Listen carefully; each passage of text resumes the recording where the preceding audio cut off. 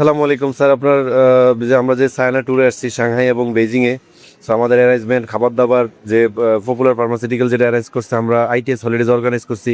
So আপনি কেমন enjoy করতেছেন স্যার? আরে খুব খাওয়া দাওয়া তো এক্সিলেন্ট। রুমটা মোটামুটি ভালোই পেয়েছে, খারাপ নয়।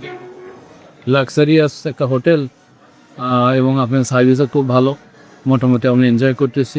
স্যার খাবার দাবার চায়নার মতো জায়গায় তো খাবার তো খুব ডিফিকাল্ট, আপনি কি খাবারে স্যাটিসফাইড? আমাদের যে খাবারের অ্যারেঞ্জমেন্ট, হ্যাঁ হ্যাঁ, এখানে তো আমার দেশি খাবারই দিচ্ছে। তো এই যে চায়নাতে এসে আপনার দেশি খাবারটা পাওয়া স্যার এটা তো খুব ডিফিকাল্ট। আমরা তো খুবই tough এখানে খাবার নিয়ে আমাদের একটা ভয় ছিল যে চায়নাতে গিয়ে হয়তো পট খেতে হবো, কিন্তু এই হোটেলগুলোতে এত সুন্দর অ্যারেঞ্জমেন্ট না এবং এত প্যালেটেবল টুপ নিউ নিউ আইটেম।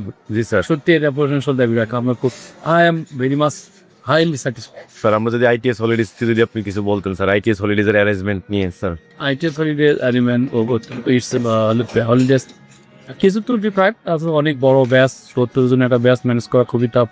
তারপর তারা সুন্দরভাবে করতেছে, বিশেষ করে স্পেশালি লোকাল যারা গাইড আছে তারা বুঝ ভালো হেল্প করতেছে।